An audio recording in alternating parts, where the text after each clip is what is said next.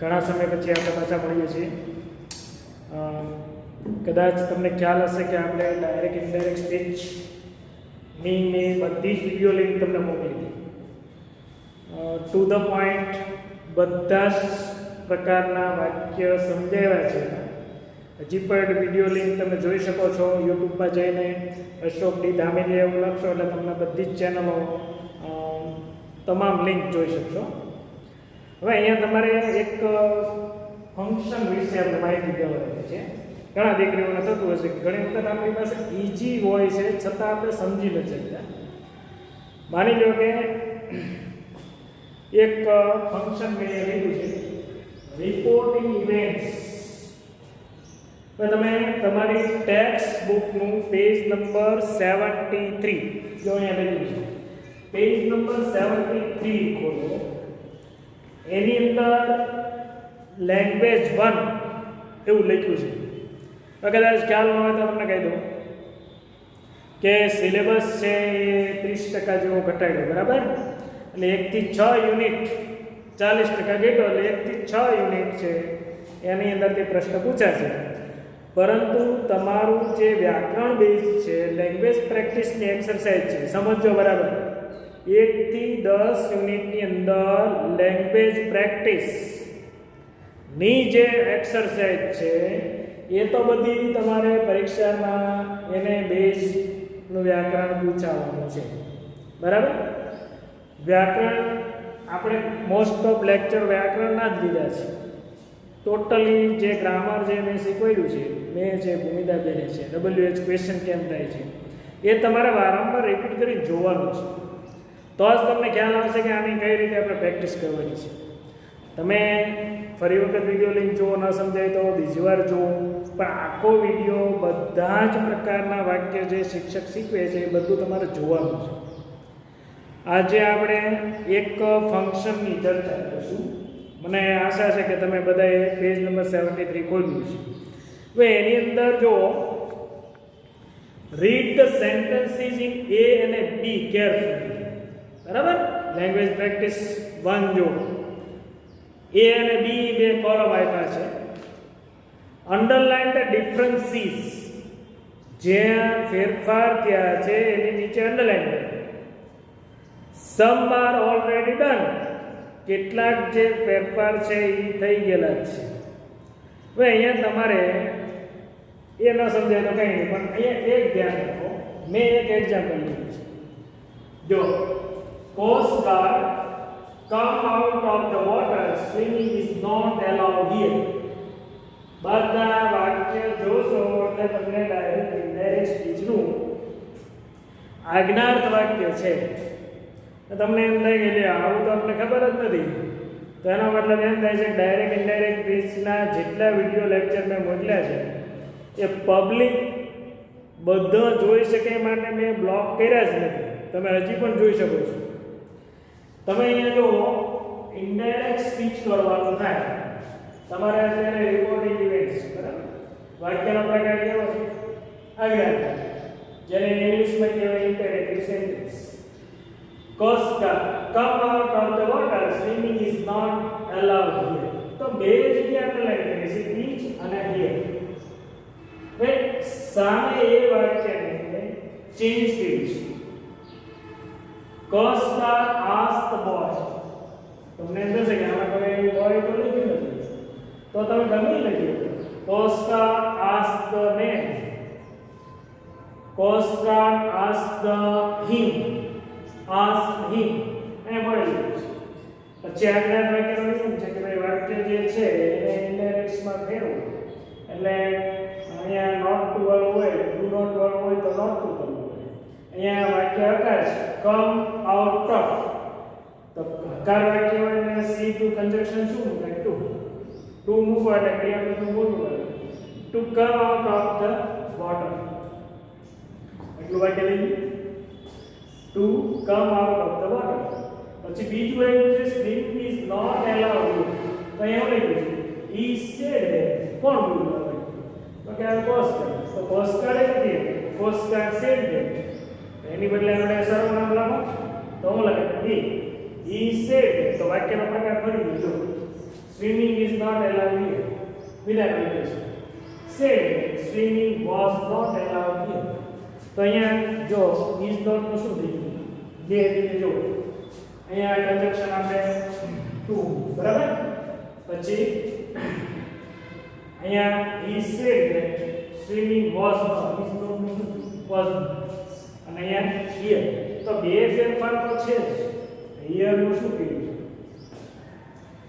છે તો અંડરગ્રાઉન્ડ અહીંયા તમારે here નું ધ્યાન PHR બરાબર નિયમ જોયા છે કે અહીંયા here નું ધ્યાન તો ક્યાં ક્યાં ફેરફાર છે તો અહીંયા આપણે જો રિપોર્ટિંગ વર્બ છે આ કન્જક્શન બીજું વાક્ય વિધાન બન્યું એટલે એનું આપણે અહીંયા કન્જક્શન ધેટ મૂક્યું છે અને ભૂતકાળ વાક્ય છે કે રિપોર્ટિંગ વર્બ આ શું લખો છે એટલે ઇઝ નું વોઝ કર્યું છે એટલા ફેરફારો એમાં તમારી ટેક્સ્ટ બુકમાં ફેરફાર કેટલા આપ્યા છે તો જો એક તો આ આપેલું છે આ બરાબર પછી 2 પણ આપ્યું છે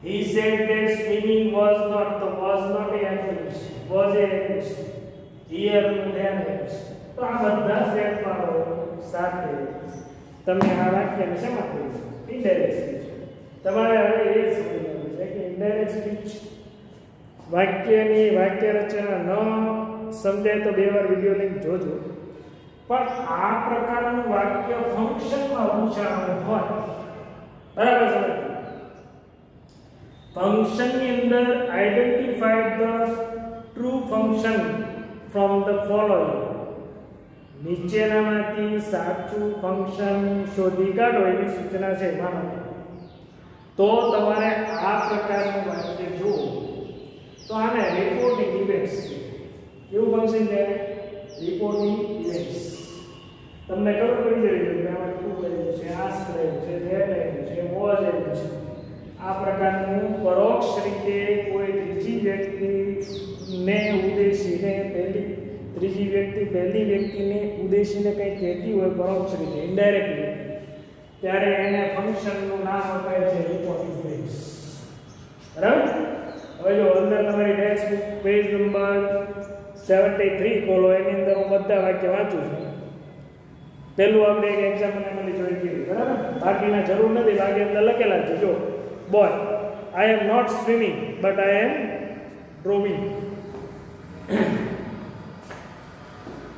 so boys said that he was not swimming but he was rowing તો બોલ્ડ એક્શન નીચે ફેરફાર કરીને અંડરલાઈન કરીશ she said what were you doing out there in the rain તો અહીંયા what વાળું વાક્ય છે તો વાક્ય કેવું છે પ્રશ્ન તો જો અહીંયા આસ્ક લખ્યું છે she asked what પછી વાક્ય વિધાન વાક્ય બની ગયું ચાલુ વર્તમાન ચાલુ ભૂતકાળનું વાક્ય છે એટલે ચાલુ પૂર્ણ ભૂતકાળ બન્યું what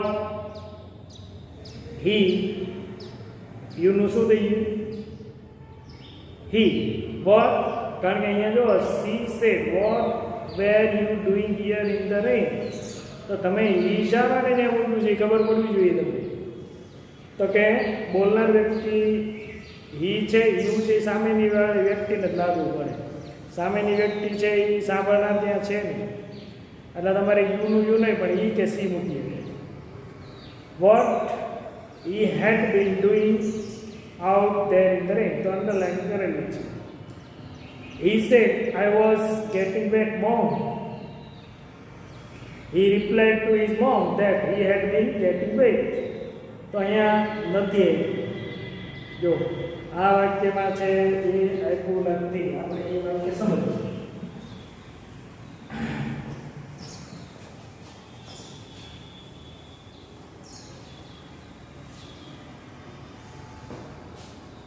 હું આ વાક્ય લખું છું he was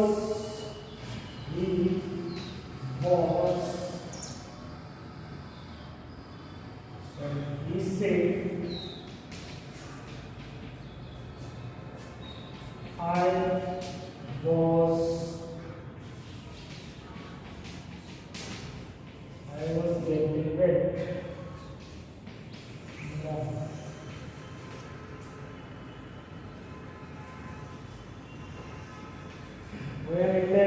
કેવી રીતે જો કેવી રીતે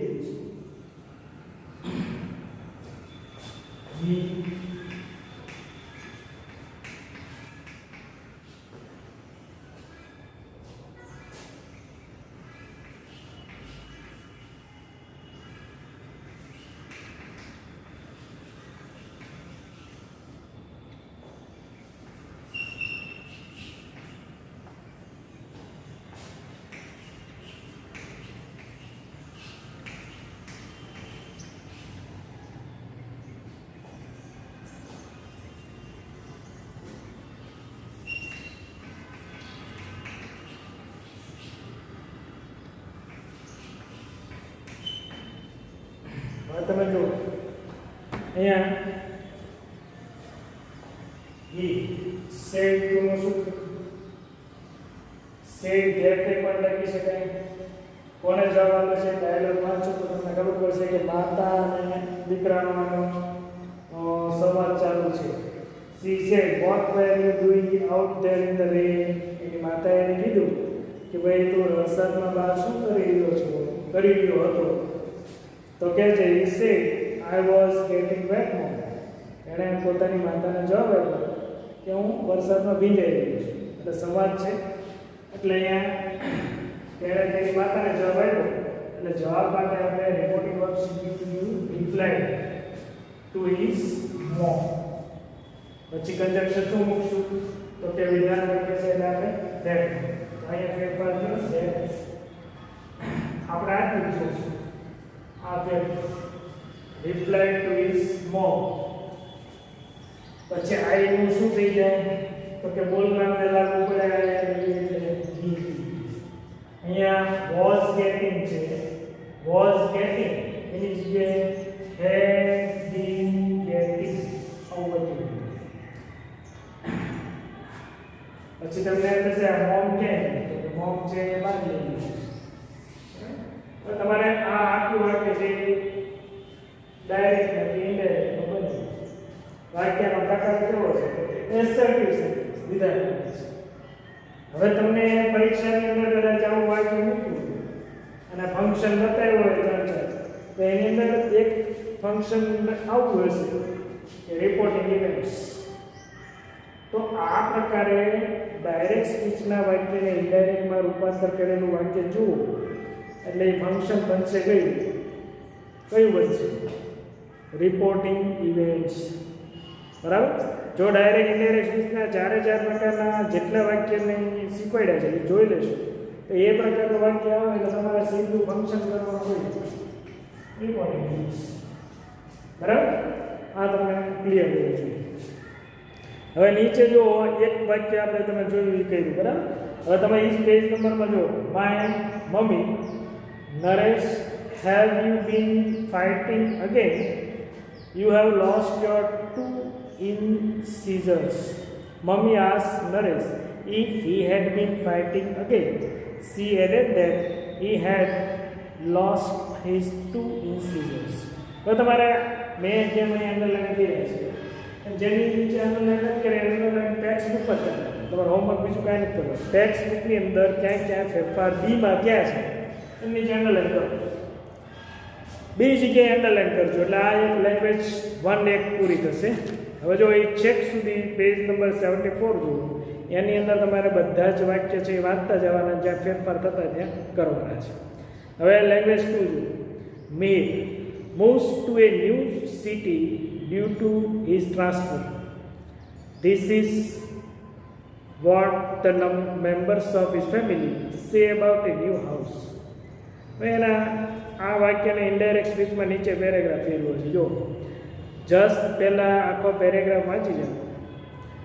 વી have move into our new flat but I do not like it nearly as much as our last one said Pratiksha. તો પ્રતીક્ષા મીન્સ રાઈટ છે. The parking area is not ready yet and there isn't any shopping complex nearby, she said. We have a lift but very often it doesn't work. Smita Ben Meher's mom said. તો આ પેરેગ્રાફનું નીચે underline આવ્યું નીચે આપ્યું છે શું છે તો નીચેનો પેરેગ્રાફ આપ્યો છે ઇનડાયરેક્ટ સ્પીચમાં ફેરવો છે.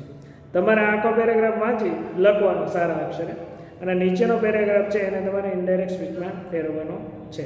એટલે બે કામ થશે, એક તો ઇનડાયરેક્ટ સ્પીચ શીખાશે, બીજું તમને એ પ્રેક્ટિસ થશે કે આ રિપોર્ટિંગ બેઝનું ફંક્શન છે. આ પ્રકારના વાક્ય તમે વધારે પ્રેક્ટિસ કરશો એટલે ફંક્શનનો ઓટોમેટિક તમે ખ્યાલ આવી જશે. બરાબર, આ સમજાઈ ગયું છે. પછી લેંગ્વેજ 3 છે. લેંગ્વેજ 3 ની અંદર તમારે શું કરવાનું છે, હું આ એક જ લેંગ્વેજ આપું છું, તમારે લખવાની છે. જોઈને મેં જવાબ આપેલા જ. મિલન read an interesting passage on Javed hobbies, famous hairstylist life. Now Milan narrates the same to his younger brother Mrinal. Circle the words that you find changed from the original passage. I read an interesting article on Javed Hobby, the famous hairstylist. નીચે જો 3 paragraph આપ્યા છે, 1, 2 ને 3 column આપી છે ને, page number 74, 75 એમાં 2 column આપી છે. એમાં જે પેરેગ્રાફ આપ્યા છે એમાં તમારે જો એક એવું એક્ઝામ્પલ આપ્યું છે, my father work as a hair stylist at the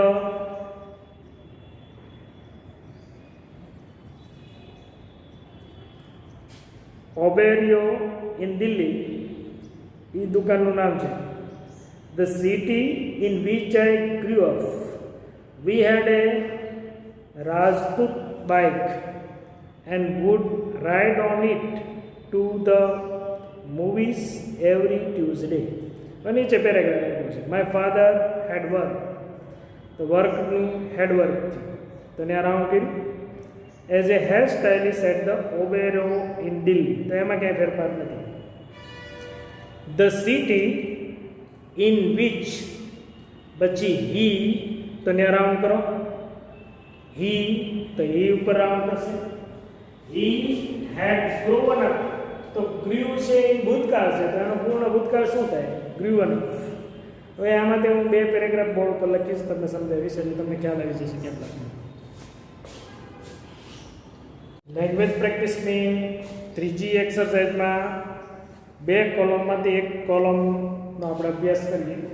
તો મેં પહેલું લખી દીધું છે, માય ફાધર વર્ક, તો આની લક્ષણ છે, work as a hair stylist at the Oberoi in Delhi, પ્લેસનું નામ છે. બરાબર, the city in which I grew up,